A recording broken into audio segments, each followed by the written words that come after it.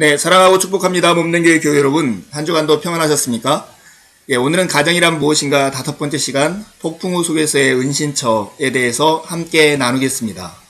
가정이란 무엇인가 우리가 지금까지 여러 가지 이미지로 살펴봤는데요. 첫 번째는 변화하는 삶의 모빌, 두 번째는 생태학적으로 균형 잡힌 환경, 세 번째는 창조력의 산실, 네 번째는 인간 관계를 형성하는 중심지, 그리고 오늘은 폭풍 후 속에서의 은신처에 대해서 나누겠습니다. 여러분들 힘들고 어려울 때, 육체적으로 때로는 정서적으로 영적으로 힘들고 어려울 때 여러분들이 가장 몸을 숨길 만한 적합한 장소가 어디입니까? 그곳이 바로 가정이 되어야 한다는 것입니다. 살면서 우리는 똑같이 부딪히는 삶의 폭풍우들이 있습니다. 그 사람이 부자나 가난한 자이거나 젊은이나 노인이나 영리한 자나 어리석은 자나 똑같이 부딪히는 삶의 폭풍우에는 예를 들어 비바람이나 갑작스러운 열병, 아픔과 고통, 사고, 깨질 듯한 두통, 때론 전염병, 죽음 등이 있습니다. 이것은 남녀노소 빈부귀천을 떠나서 모든 사람에게 이러한 폭풍우가 닥치고 있다는 것입니다. 그런데 이런 폭풍우 속에서의 그리스도의 책임이 있음을 여러분들 아십니까? 우리가 디모데전서 5장 8절 말씀을 함께 읽어보겠습니다. 누구든지 자기 친족, 특히 자기 가족을 돌보지 아니하면 믿음을 배반한 자요 불신자보다 더 악한 자니라. 이 말씀이 우리 마음속에 경고로 받아들여져야 합니다. 이 말씀은 그리스도인들이 하나님 앞에서 자신과 관련된 가난한 사람들에 대한 책임이 있음을 의미하지만 우리는 우리 가정 안에서 우리에게 기대하는 병들고 목마른 자들, 특별히 물질적인 다른 필요가 있는 자들은 물론 정서적인 필요가 있는 모든 사람들까지를 돌보라는 강력하고도 분명한 명령과 관련시킬 수가 있습니다. 이러한 책임 속에서 우리가 가정이란 무엇인가를 질문하게 됩니다. 모든 사람에게 닥치는 폭풍우, 그런데 그리스도의 책임으로 주어진 돌봄, 이 속에서 가정은 무엇일까요? 가정은 이런 폭풍우 속에서의 안식처가 가정입니다. 가정은 정리가 잘 된 병원이고 육아실이고 육체적인 필요가 채워지는 은신처입니다.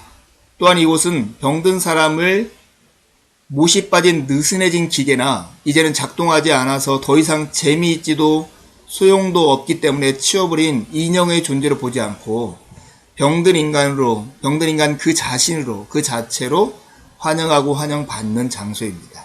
이곳이 가정이죠. 이것은 사실은 일반적이고 보편적인 가정에서는 어느 정도는 다 경험되어지는, 공감할 수 있는 내용입니다. 그런데 인생에 이런 폭풍우 같은 어려움과 시련이 있다라고 하는 것, 이런 것들이 때로는 우리를 어렵게 합니다. 그런데 폭풍우 그 나름의 의미가 있을까요? 예, 있습니다. 먼저는 폭풍우를 맞이하는, 예를 들어서 병에 걸렸다면 병든 나에게 이 폭풍우 그 자체가 의미가 있습니다. 그 의미는 나의 전생의 일부라는 거예요. 이 병든 시간과 병든 상태조차도요. 병이 닥쳐올 때 그 기간도 전 세계의 일부분임을 기억해야 합니다. 그것은 치워버려야 할 시간이 아니라 중요시 여겨야 할 시간의 일부입니다.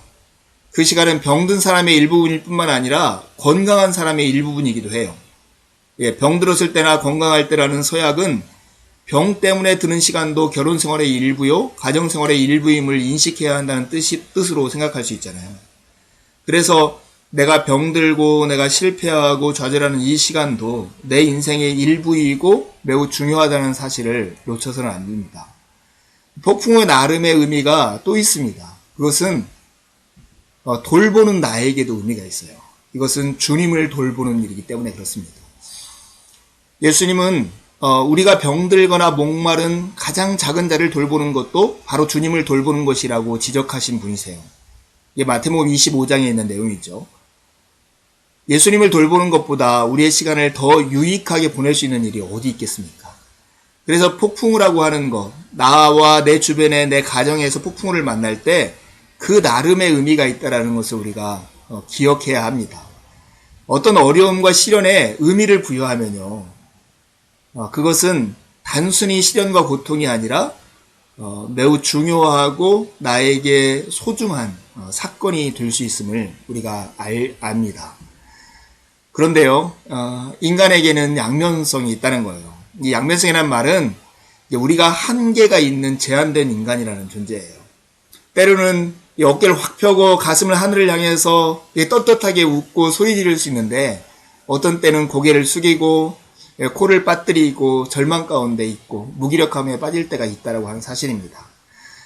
우리는 한계가 있는 제한된 인간으로서 비록 그렇게 하고 싶다 할지라도 다른 사람의 필요를 완전히 채워줄 수는 없으며, 다른 사람도 우리의 필요를 완전히 채워줄 수 없다는 사실을 기억해야 합니다. 이 한계를 인정하는 것이 매우 중요합니다. 그렇다면 제한되어 있는, 한계가 있는 인간, 우리가 할 수 있는 게 뭘까요? 그것은 우리에게 주어진 삶의 여건 가운데 최선입니다. 그 최선을 다하는 모습, 그 두 가지로 설명할 수 있는데, 한 가지는 자신을 위로하는 거고 한 가지는 기도하는 거예요. 이런 말로 자신을 위로했으면 좋겠어요. 누군가를 돌보거나 내가 어려움 가운데 견디고 있을 때 이렇게 해보세요. 특별히 가정에 병든 자들이나 육체적으로 힘들거나 정서적으로 어려운 사람들을 돌보고 있을 때 자신을 이런 말로 위로해보세요. 나는 한계가 있다. 나는 제한된 인간이야. 나는 한 번에 한 가지밖에는 할 수 없어.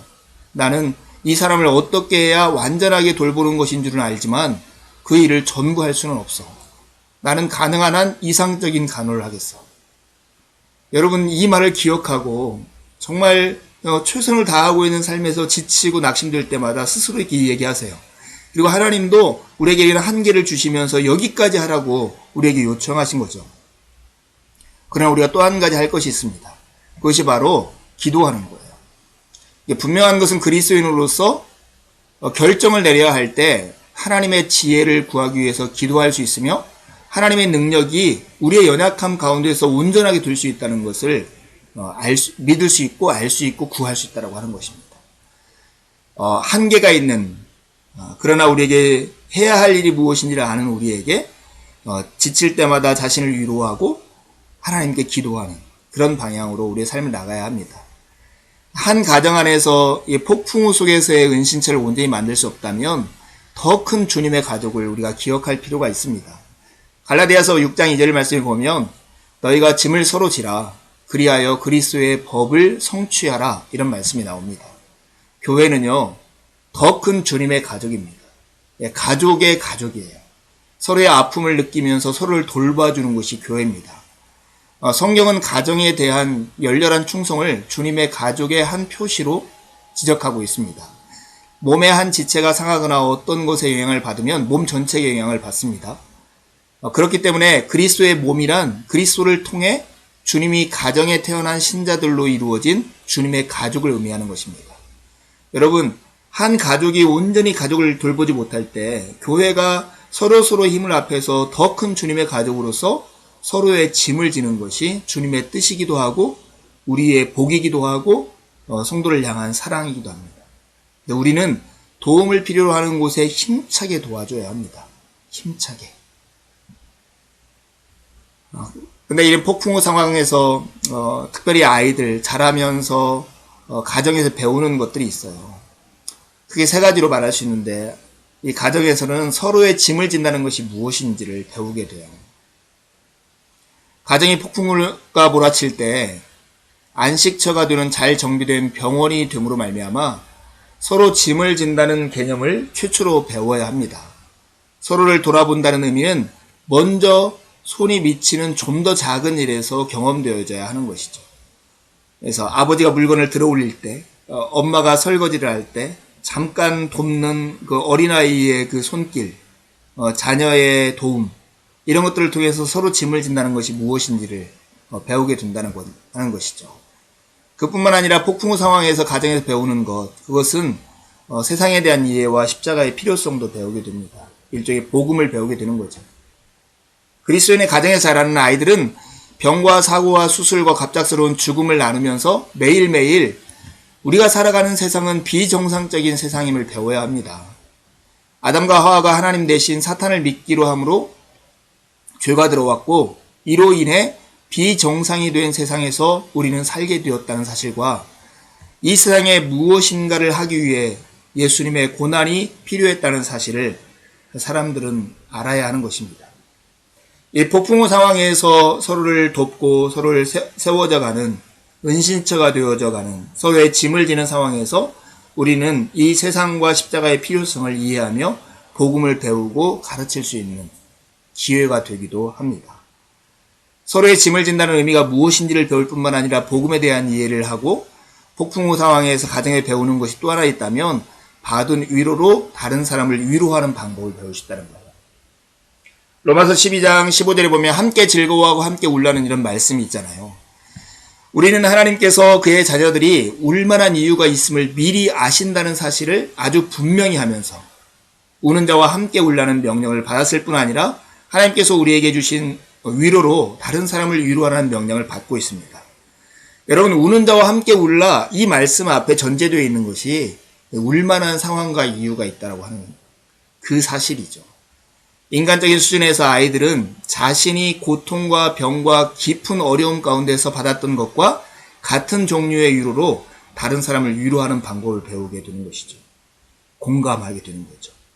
어렸을 때부터 이런 위로를 받은 사람이 가정에서 참된 위로를 경험한 사람이 다른 사람을 위로할 수 있는 길을 배우게 되는 것입니다. 폭풍우 그 나름대로 의미가 있고 폭풍우 상황에서도 가정에 배우는 것이 있는데 서로의 짐을 진다는 의미, 복음의 의미, 특별히 다른 사람을 위로할 수 있는 방법을 배울 수 있는 것입니다. 처음으로 돌아가 보세요. 가정이란 무엇이었습니까? 폭풍우 속에서도 안식처가 되는 곳이에요.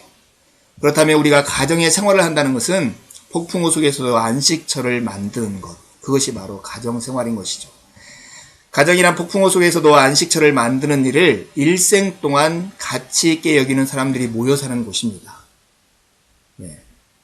폭풍우 속에서도 안식처를 만드는 일을 일생 동안 가치 있게 여기는 사람들이 모여 사는 곳. 그리스도인 가정은 몸의 한 지체가 상처를 받으면 몸의 나머지 지체도 영향을 받으며 무언가 도와줘야 한다는 사실을 하나님의 말씀을 통해서 충분히 우리는 배울 수 있습니다. 여러분, 우리 가정이 폭풍우 속에서 진정한 안식처가 된다고 하면 얼마나 가정에 오고 싶고 가정에 머물고 싶고 가정에서 위로와 평안을 누릴 수 있겠습니까? 우리가 이런 가정을 더 복되게 온전하게 만들어가는 우리 모두가 되기를 간절히 바랍니다. 토론을 위해서 두 가지 질문을 던지려고 해요. 폭풍우 그 나름의 의미가 있다고 했는데 그 두 가지 의미가 무엇입니까? 폭풍우가 있을 때 그리스도의 책임이 또한 무엇입니까? 두 번째 질문은 서로의 짐을 지는 것을 가장 잘 배울 수 있는 곳은 어디입니까? 여러분, 서로가 짐을 진다 하는 것을 배웠다면 그 경험을 한 가지씩 한번 서로에게 나누어 보십시오. 네, 함께 해주셔서 감사합니다. 주일날 더 깊게 서로의 삶을 나누면서 교제하겠습니다. 감사합니다.